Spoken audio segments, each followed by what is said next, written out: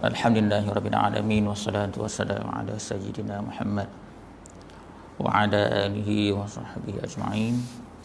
Subhanaka la ilma lana illa ma 'allamtana innaka antal alimul hakim. Rabbi shrah li sadri wa yassir li amri wahlul 'uqdatam min lisani yafqahu qawli. Allahumma iftah 'alaina hikmataka wa anshur 'alaina min khaza'ini rahmatika ya arhamar rahimin amin ya rabbal alamin. Jadi pagi ni saya ganti ustaz yang tak mari. Jadi saya ada fikir kita baca Quran lah pagi ni ya. Kita tadabbur Quran secara ringkas dan kita renung makna-makna dia. Mudah-mudahan dengan kita baca Quran, kita renung makna dia ni, Allah Subhanahu Wa Taala akan campakkan dalam hati kita ni supaya mudah diterima sebagai hamba yang bertakwa. Yang saya pernah sebut sebelum ni, sifat sahabat. Sifat sahabat ni yang mana dijelaskan oleh Ibnu Katsir dalam tafsir dia di bahagian muqaddimah. Ibnu Katsir kata sahabat ni perangai dia bila dia baca Quran, dia baca sungguh-sungguh. Setiap kali dia baca tu dia ambil 10 ayat. Jadi 10 ayat tu dia baca tu, yang pertama dia baca dengan tajwid, dengan betul. Yang kedua, dia dalami, dia faham makna dia panggil ni, cuba menyelami ayat-ayat berkenaan untuk diambil iktibar. Dan yang ketiga, kata Ibnu Katsir, dia cari jalan, dia ikhtiar juga untuk amal. Jadi sahabat ni bila dia baca Quran, dia buat teknik 10 ayat. Dia tidak akan pindah ke 10 ayat ke seterusnya selagi 3 perkara berkenaan tak selesai. Maka bila sahabat-sahabat buat macam tu, kita nampaklah peribadi-peribadi unggul yang menjadi contoh sampai kiamat. Sampai kiamat orang ambil iktibar daripada cara-cara sahabat. Baik, hari ni kita ambil sikit, kita baca sekadar yang boleh. Saya baca surah An-Naba lah ya. Kita baca surah An-Naba. Kita baca satu persatu ayat dia, pada kita renung insya-Allah.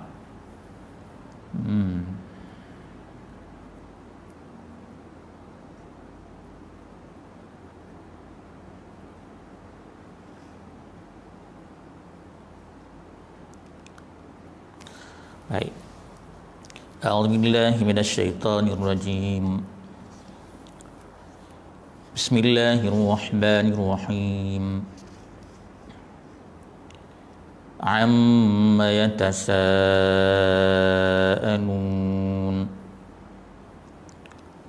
'anin naba'il 'azim alladzi hum fihi mukhtalifun kalla saya'lamun summa kalla saya'lamun alam naj'alil arda mihada wal jibala awtada wa khalaqnakum azwaja wa ja'alna nawmakum subata wa ja'alna al-layla libasa wa ja'alna an-nahara ma'asha. Baik, kita berhenti situ dulu. Sekarang kita lihat makna dia. Ayat pertama Allah sebut amma yatasaalun. Amma yatasaalun, tentang apakah mereka saling bertanya-tanya. 'anin naba'il 'azim, tentang berita besar, alladhi hum fihi mukhtalifun, yang mereka padanya mereka berselisih. Baik, ayat ini tuan-tuan, dia cerita pasal orang kafir Quraisy. Orang kafir Quraisy ni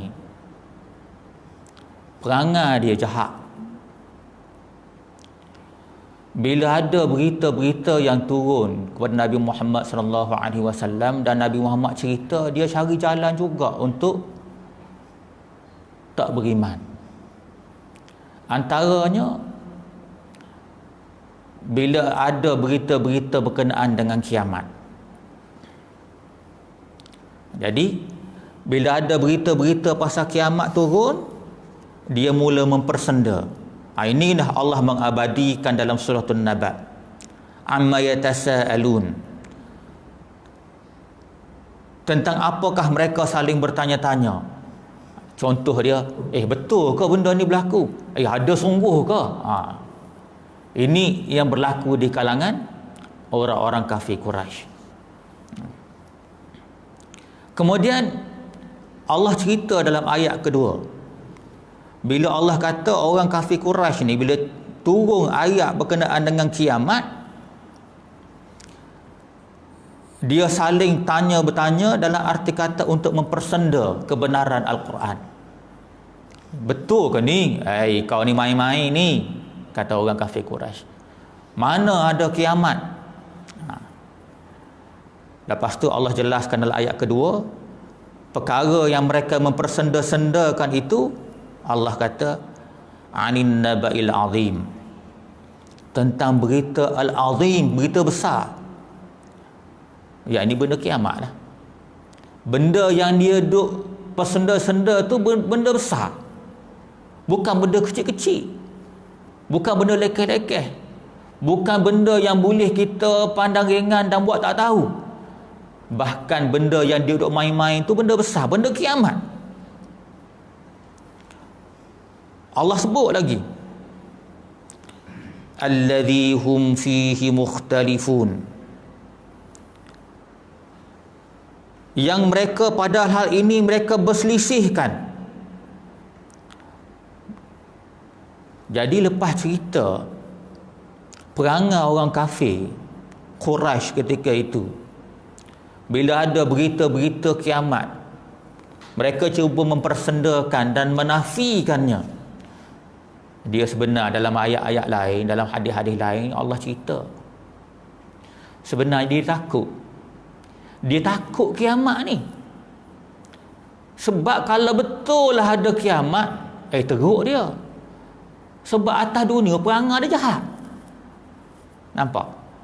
Dia takut. Jadi seolah-olah biar tak ada kiamat ni, kalau mati biar mati terus, tak bangun-bangun.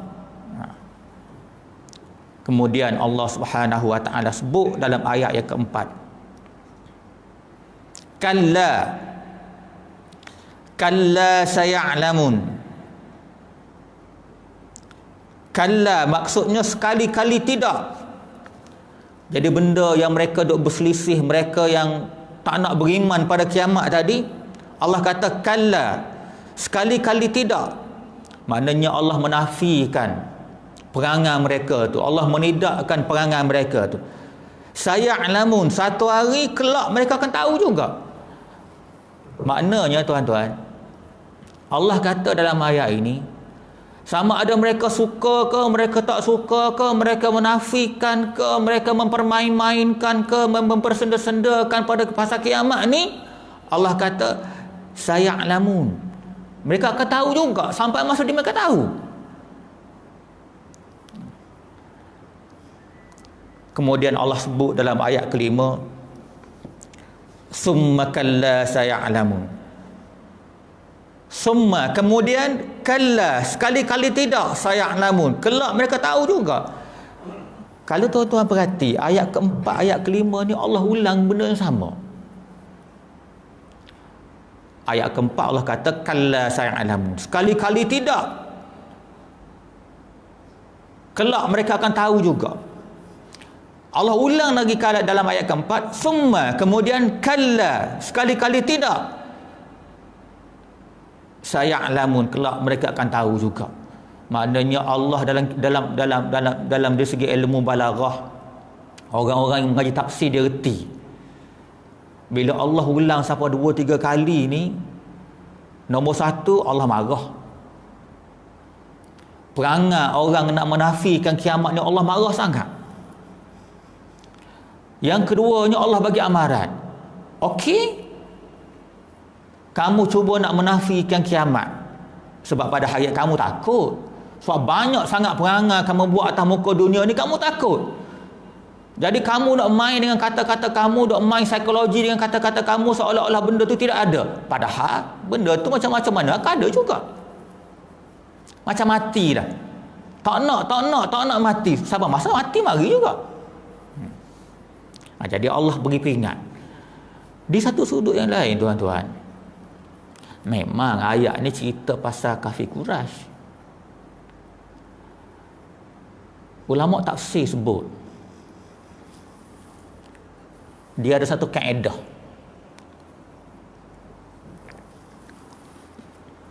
Ulama tafsir buat satu kaedah tentang ilmu tafsir ni. Bahasa Arab dia kata, al-ibratu bi umubil lafzi la bi khususis sabab. Ni budak-budak kita yang mengaji di universiti, kaedah-kaedah tafsir tu, jumpalah kaedah ni. Maksud dia, al-ibratu bi umubil lafzi la bi khususis sabab. Pengajaran ayat itu tidak diambil daripada lafaznya yang umum. Al-ibratu bi umubil lafzi, pengajaran ayat itu diambilnya daripada lafaznya yang umum, tidak daripada sebabnya yang khusus. Umumnya ayat Al-Quran ni untuk semua manusia sampai kiamat. Jadi lagi satu kaedah tu kata tidak diambil daripada sebabnya yang khusus. Sebabnya khusus ni merupakan jalan cerita untuk kita faham satu-satu benda saja, tapi iktibarnya ke Nabi semua. Walaupun ayat tu katakanlah untuk Bani Israel, makna cerita pasal Bani Israel, bukan maksudnya ayat itu khusus pada Bani Israel. Cumanya jalan cerita tu untuk kita faham bagaimana untuk ambil iktibar dan ambil hukum. Baik. Sama juga dalam hal ini. Ceritanya tentang kafir Quraisy, tapi untuk kita semua, maka kita kena jugalah. Jangan kita sedar hati, ini cerita orang kafir Quraisy ni tak ada kena-mena kita, tak boleh begitu. Jadi ayat ni di samping cerita tentang kafir Quraisy, nak suruh renung. Kok adalah sikit-sikit dalam perangai umat Muhammad ni berperangai macam tu. Maka Nabi bagi amaran. Kemudian Allah sebut dalam ayat yang ke-6, alam naj'alil arda mihada.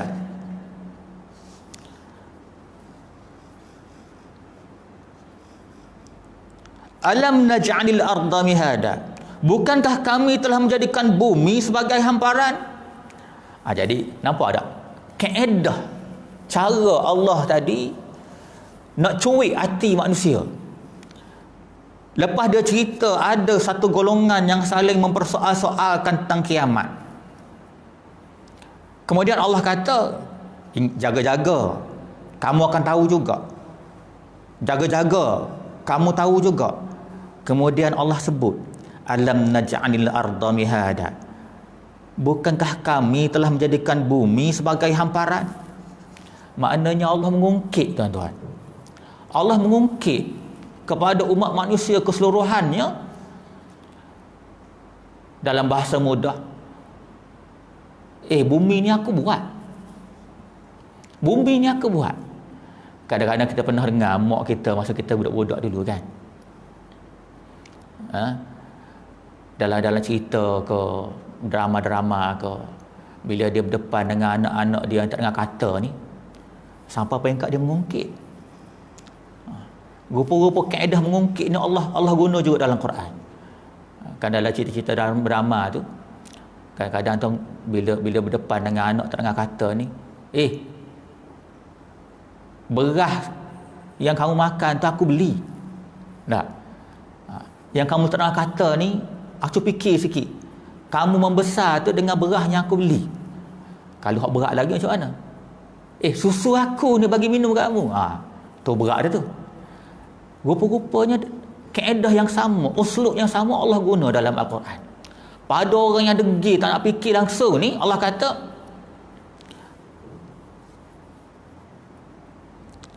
alam naj'alil arda mihada. Bukankah kami menjadikan bumi sebagai hamparan? Cuba tuan-tuan fikir. Allah guna ayat ni, jadikan bumi sebagai hamparan. Kalau kita fikir tuan-tuan, tak ada apa lah. Kalau Allah mengungkit pasal bumi, mu tak nak dengar kata aku sangat.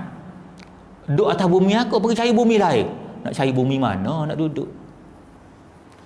Bumi ni hak Allah. Nak cari bumi mana? Inilah sebenarnya Allah tuju kepada orang-orang yang engkar kepada beriman dengan kiamat. Tak nak dengar kiamat ni, sebabnya seperti mana saya sebut tadi, dia takut sebenarnya. Dia takut sebab banyak sangat perangai dia buat atas muka dunia ni, jadi dia nak main psikologi, kiamat tak ada, kiamat tak ada. Padahalnya mati tu anytime dah. Jadi Allah mengungkit. Allah kata alam naj'alil arda mihada. Bukankah kami menjadikan bumi sebagai hamparan? Bumi sebagai hamparan, tuan-tuan. Kalau kita perhati, payah nak buat bumi ni. Kalau kita lah, kita sendiri katakanlah, bila satu kawasan tu nak dibuka, nak dibuat satu bandar, susah tuan-tuan, banyak cerita. Banyak cerita. Mula-mulanya planner tu, dia buat susun atu, dia buat urusan dengan pejabat tanah. Lepas tu pula masuk arkitek, buat reka bentuk, mari engineer buat reka bentuk, nak cek saliran boleh pakai ke tak boleh pakai, nak masuk elektrik pula, nak masuk air pula, nak masuk telefon pula, nak buat jalan raya pula, longkang tu pula kena jaga dia punya level bawah tu. Kalau istilah orang putih dia panggil invert level, supaya tidak ada banjir. Banyak benda nak kena buat, tuan-tuan.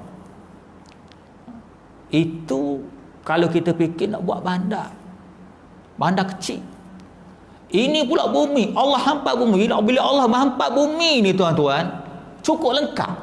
Dengan airnya, dengan daratnya, dengan udaranya, dengan bukitnya, dengan sungainya, dengan segala bentuk makhluk-makhluk yang berada di darat dan di bumi. Itu semua untuk menyebabkan bumi itu boleh berfungsi. Bumi boleh berputar, menghasilkan siang dan malam, menghasilkan tahun dan sebagainya. Jadi cerita nak buat bumi yang Allah hampa ni benda berat. Jadi Allah kata, hei manusia yang tak nak beriman dengan hari kiamat, bumi aku buat dengan sebegitu sekali. Boleh tak mu cari Tuhan yang boleh buat bumi macam aku buat? Ini ditujukan pada orang yang tak nak beriman pada kiamat, yang masih degil. Dia sebenarnya, tuan-tuan, banyaklah bila kita bincang pasal beriman pada kiamat ni, banyak dia berkait rapat. Antaranya berkait dengan tugas manusia sebagai khalifah. Manusia-manusia ni disebut dalam ayat yang selalu kita baca, wa idz qala rabbuka lil malaikati inni ja'ilu fil ardi khalifah. Allah cerita pada malaikat, aku nak buat khalifah atas muka bumi. Panjang dah cerita tu. Khalifah ni orang yang mentadbir muka bumi ni dengan peraturan Allah, peraturan yang Allah bagi. Apa dia? Quran dengan hadis. Cuba kita renung, banyak mana umat manusia atas muka dunia ni ambil Quran, ambil hadis, guna sebagai panduan untuk tadbir muka bumi? Banyak mana? Padahalnya Allah bagi manual pada kita tu sebab dia yang buat bumi, dia tahu. Seperti mana orang buat kereta. Orang buat kereta Toyota ke Honda ke, dia buat kereta, dia jual, dia bagi buku tu, buku panduan. Dia bagi tahu tukar minyak hitam sekian, tukar timing belt sekian, tukar tayar sekian. Dia bagi tahu dah peraturan. Cuba langgar peraturan dia. Tak usah tukar minyak hitam, tak usah tukar tayar, tak usah tukar brake. Sekejap naik genting terbalik kuk jawab dia. Begitu juga dunia ni. Bila Allah bagi panduan, manual dia panggil untuk takbir muka bumi ni, dan kita sebagai khalifah tak nak buat tu, tak nak buat ni, tak nak buat tu, sekejap terbalik atas bumi ni. Jadi orang-orang yang tak nak buat ni, bila sampai masa dia takut sebab atas muka dunia hakikatnya setiap inci manusia pergerakan dia akan diaudit di Mahkamah Agung Subhanahu Wa Taala. Mahkamah Agung ni berada di akhirat. Jadi dia takut. Maka nak tolak. Tak nak dengar pasal kiamat. Tak nak dengar pasal mati duduk balik. Padahalnya Allah kata, alam naj'alil arda mihada. Bukankah bumi aku buat sebagai hamparan? Aku hampar bumi untuk kamu dengan buah-buahan, dengan tu, dengan ni dan sebagainya. Kemudian Allah sebut wal jibala autada, dan gunung ganang sebagai pasak bumi. Ini Allah nak suruh fikir. Allah cerita pasal bumi, Allah hampar bumi dengan tumbuh-tumbuhannya, dengan sungainya, dengan udaranya, dengan segala bentuk maknikanya ada belakang. Kemudian Allah sebut cuik sikit lagi. Wal jibala autada. Aku jadikan gunung ganang sebagai pasak bumi. Orang yang mengaji engineering dia faham benda ni. Bumi ni ada laut, ada darat. Ketumpatan laut dan ketumpatan darat tak sama. Dalam bahasa orang kapur, berat laut, berat darat tak sama. Berat air, berat kapasir tak sama. Bila bumi bulat, berat air, berat pasir tak sama, kalau nak pusing, nak putar, balancing dia out lah. Maka Allah nak bagi tahu seperti mana kamu perlu buat balancing tayar kereta nak jalan jauh. Kalau tidak bergegar, satu kereta tak boleh nak berjalan. Aku juga buat balancing untuk dunia ni supaya kamu tak bergegar hidup kamu. Aku guna gunung ganang sebagai balancing. Wal jibala autada. Kita pergi setapak lagi tuan-tuan. Ayat ni kira-kira nak bagi tahu aku jauh lebih mahir daripada segala engineer-engineer yang ada. Dia sebenarnya nak buat balancing ni, dia kena ukur berat laut, berat darat. Nak pacak gunung tu kena ukur berat gunung pula. Kalau lari berat tak seimbang, dia tak balance. Maka di sana perlunya kejuruteraan. Allah Maha Jurutera orang panggil. Kenapa tiba-tiba sebut pasal jurutera ni? Kenapa tiba-tiba sebut pasal pasak bumi? Sebab nak hampa bumi ni banyak ilmu kejuruteraan terpaksa diguna.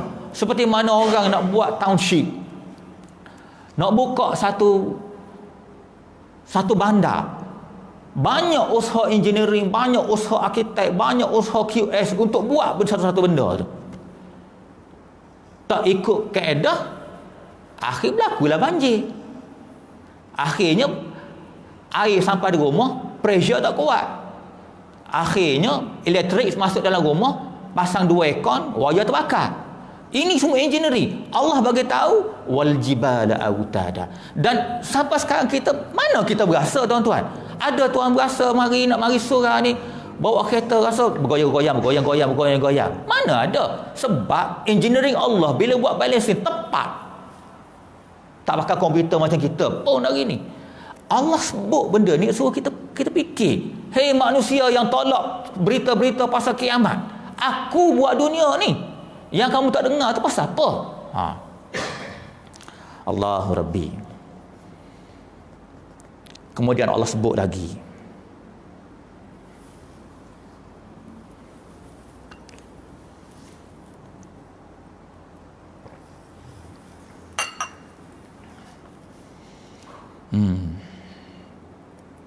Wa khalaqnakum azwaja, dan kami menjadikan kamu berpasang-pasangan. Allah reti tuan-tuan. Allah buat.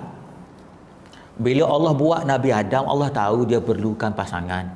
Maka Allah buat Hawa. Allah buat kita atas dunia ni, memang Allah ada sedia pasangan. Maknanya Allah tak tinggal kita, tuan-tuan. Hakikatnya Allah tak tinggal. Allah sayang pada hamba-hamba dia. Kita tinggal lagi, kita ni tak sebahagian tak kenal budi lah orang panggil. Tak kenal budi. Allah buat kita, dia buat pasangan. Kita dah kahwin kan, seronok lah. Boleh hidup bersama, boleh makan bersama. Sebab manusia, memang benda ni naluri manusia. Allah buat. Allah buat, tuan-tuan.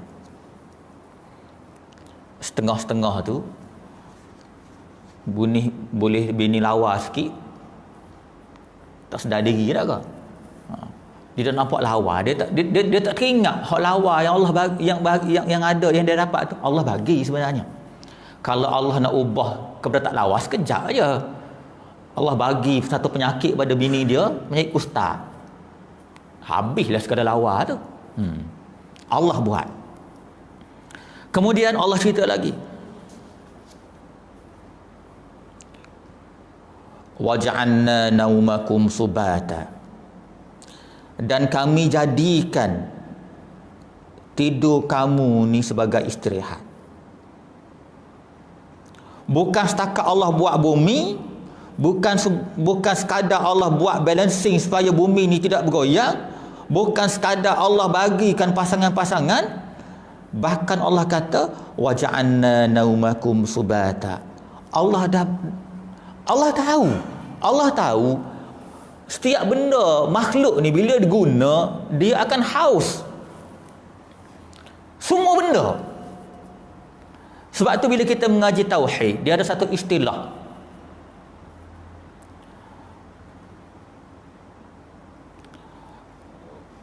Dia panggil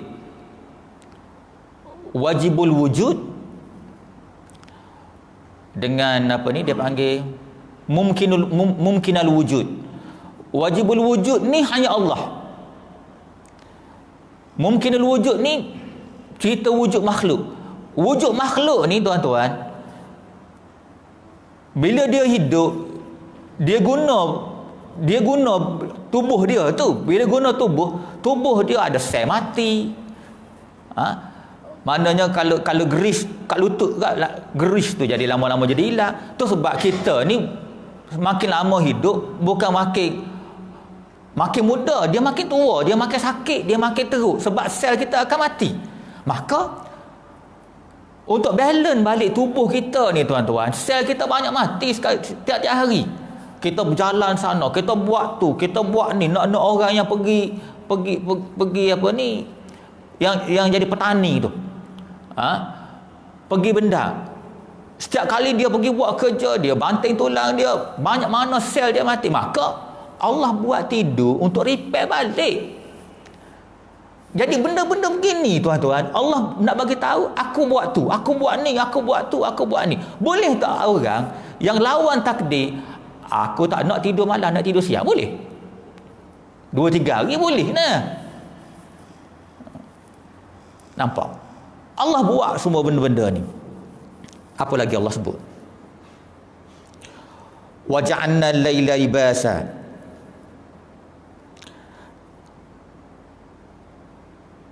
Dan kami menjadikan malam sebagai pakaian.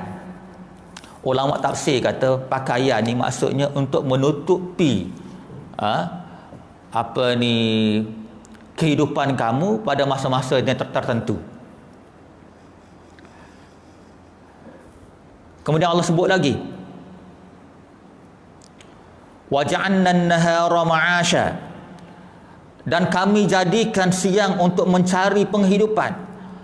Bukan setakat Allah buat pasangan, Allah buat tidur jadi istirahat, bukan sebagai Allah jadikan malam tu untuk menutup maknanya penghidupan kamu selepas kamu bekerja. Allah kata aku juga buat siang untuk kamu mencari kehidupan. Dia sebenarnya, tuan-tuan, bukan setakat manusia lah, binatang begitu juga. Bila mari saja siang, ayam berkokok, burung-burung berterbangan. Jadi Allah memang buat sesuai dengan keadaan siang itu untuk mencari nafkah. Poin dia di sini, aku buat siang, aku buat malam, aku buat siang. Hak bumi berputar ni kamu jangan duk fikir benda tu evolusi semata-mata. Aku buat. Kalau aku nak suruh berhenti, anytime boleh berhenti. Kemudian Allah sebut lagi, pukul 7 lebih sikit kita berhenti insya-Allah. Dalam ayat seterusnya, tadi saya berhenti sampai ayat 10 dah. Tak apalah, kita baca terus sikit lagi. Wa banaina fawqakum sab'an shidada, dan kami bangunkan ke atas kamu 7 langit yang kukuh. Allahu Rabbi.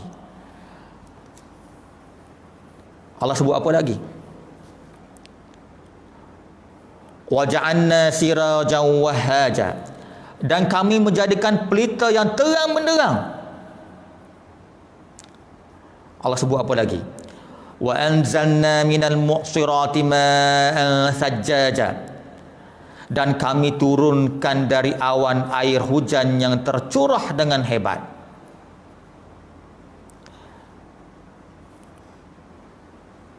Linukhrija bihi habban wa nabata, untuk kami tumbuhkan dengan air itu biji-bijian dan tanam-tanaman. Wa jannatin alfafa, dan kebun-kebun yang rendang. Kemudian masuk ayat ke-17. Inna yaumal fasli kana miqata, sungguh hari keputusan ialah suatu waktu yang telah ditetapkan. Yauma yunfakhu fis-suri fatatuna afwaja, iaitu hari ketika ditiup sangkakala, lalu kamu datang berbondong-bondong. Wa futihatis samaa'u fakanat abwaba, dan langit pun dibuka, maka terdapatlah beberapa pintu. Wasiyratil jibalu fakanat saraba, dan gunung-gunung pun dijalankan sehingga menjadi fata morgana. Baik, kalau tuan-tuan perhati, saya baca laju sikit tu supaya dapat tahu cerita di hujung dia tu. Lepas Allah cerita banyak, Allah cerita dia buat siang, dia buat malam, kemudian dia pula cerita dia buat 7 petala langit. 7 petala langit yang manusia sampai sekarang ni pun tak jumpa langit lagi pertama. Maknanya kita ni kerdil sangat-sangat tuan-tuan. Banyak mana ilmu yang kita ada, banyak mana kapal-kapal angkasa kita ada, tak jumpa lagi langit pertama. Bahkan Allah kata 7 petala langit Allah buat. Kemudian Allah kata kami buat pelita lampu yang terang benderang, matahari itu kami buat. Kemudian Allah kata dia turunkan dari awan hujan, yang mana dengan hujan tadi kami tumbuhkan biji-bijian dan tanam-tanaman dan kebun-kebun yang rendang. Kesemua sekali ni nak bagi tahu kehidupan kita ni bergantung bulat-bulat kepada pemberian Allah Subhanahu Wa Taala. Kalau Allah sekat air satu sudahlah teruk kita. Balik kepada ayat awal kita baca tadi, kalla saya'lamun, summa kalla saya'lamun, sekali-kali tidak mereka akan tahu. Allah ulang balik, summa kalla saya'lamun, sekali-kali tidak mereka akan tahu. Satu hari kamu akan tahu juga. Ni dia nak cerita ni pasal kiamat betul. Kemudian kalau kita baca, saya baca laju sikit tu kan, ayat 17 tu, maka Allah mula bercerita. Lepas Allah duk ungkit ni pada orang yang degil. Inna yaumal fasli kana miqata, sesungguhnya hari keputusan adalah suatu waktu yang telah ditetapkan. Kita suka ke tak suka ke, hari nak bagi keputusan, hari nak bagi result. Kita duduk atas dunia ni gagal ataupun lulus, Allah kata hari ini telah ditetapkan. Yang mana Allah cerita dalam ayat ke-18, yauma yunfakhu fis suri fatatuna afwaja. Yang mana hari itu bermulanya dengan tiupan sangkakala. Sangkakala pertama, sangkakala kedua, kemudian Allah sebut kamu datang berbondong-bondong. Maknanya lepas tiupan sangkakala kedua, bangun tu berbondong-bondong. Allah kata, pakak mari. Mari ke mana? Nak terima rizab. Cara bangun tu banyaklah, kita pun dah baca banyak. Ada orang bangun dengan keadaan merangkak, yang pastinya semua tak ada pakaian, telanjang bulat semua. Telanjang bulat. Allah nak bagi tahu je tuan-tuan, kamu ni kalau aku tak bagi, itulah jawab dia. Berbondong-bondong. Benda ni akan berlaku, kita suka tak suka akan marah, akan sampai masa akan menghadap Allah Subhanahu wa taala. Dan banyak ada Allah cerita lagi lepas tu. Allah kata wa futihatis samaa'u fakanat abwaba, dan gunung ganang pun dijalankan hingga jadi fata morgana. Ni nak ceritanya di antara peristiwa-peristiwa yang berlaku sebelum tiupan sangkakala yang kedua tu nak bangkit tu, Allah jalankan gunung ganang sampai Allah kata jadi macam fata morgana.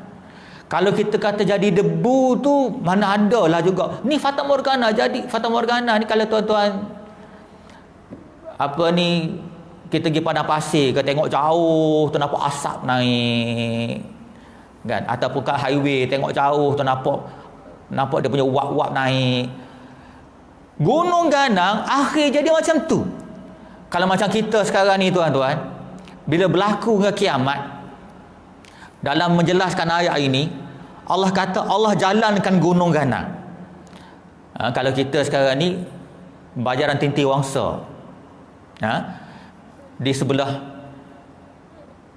timur kita, maknanya Bajaran Tinti Wangsa tu akan bergerak ke barat, sebahagian bergerak ke timur.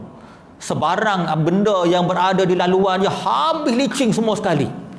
Bukan setakat tu, gunung tu pula akan hancur lebur jadi debu sampai tahap jadi fata morgana. Ini yang berlaku sebelum manusia dimatikan keseluruhannya dan dibangkitkan balik. Balik kepada ayat yang keempat dan kelima, Allah kata sekali-kali tidak kamu akan tahu, sekali-kali tidak kamu akan tahu. Benda-benda yang Allah sebut ni tetap akan berlaku. Kita dengar cerita tsunami yang berlaku di Aceh hari tu tak, Allah sedihnya, ya Allah. Teruk. Benda ni bila berlaku kiamat ni, nak letak gandaan, tak kerti nak letak berapa ribu gandaan lebih teruk daripada yang berlaku di Aceh. Sama ada kita suka ataupun tidak suka. Oleh sebab itu, balik pada cerita asal. Cerita asal ni nak ceritanya pasal berita kiamat. Bila berlaku berita kiamat, kita kena renung sungguh-sungguh, sebab jangan sampai kita ni jadi orang susah. Kiamat yang pertama, keluar roh daripada jasad. Tuan-tuan, bila roh nak keluar daripada jasad, masa tu kita nampak selalu. Dia sebut dalam banyak keterangan-keterangan ulama, kita nampak selalu tempat kita nak pergi. Allahu Rabbi. Kalau kita ni jenis jahat, kita nampak kita nak pergi neraka. Lepas tu padan ke kulit kita nak tahan neraka? Tak tahan tuan-tuan. Api dunia pun tak tahan dah. Jadi mudah-mudahan sikit sebanyak kita baca hari ini boleh mencetuskan perasaan nak tahu kandungan yang berada dalam Al-Quran. Bolehlah di samping kita baca Quran tu, kita mula untuk tahu sikit sebanyak makna-makna dia. Tu sebab tuan-tuan, untuk peringkat kita orang-orang kampung biasa ni, kitab-kitab macam ni bagus ni. Dia terjemahan perkata. Terjemahan perkata ni, ialah kita taklah sama macam ustaz-ustaz mengaji Arab tu. Memahami makna secara harfiah ni penting untuk tarik perhatian jiwa kita. Sama juga kita baca Al-Fatihah. Bila kita baca Fatihah, satu daripada kunci untuk kita khusyuk, kita faham. Faham macam mana? Dia cara dia tuan-tuan, kena faham perkataan demi perkataan, kena tarik makna setiap perkataan tu. Jadi kitab-kitab macam ni sangat penting, ya. Aku qauli hadza wa astaghfirullahalazim li wa lakum. Wassalamualaikum warahmatullahi wabarakatuh.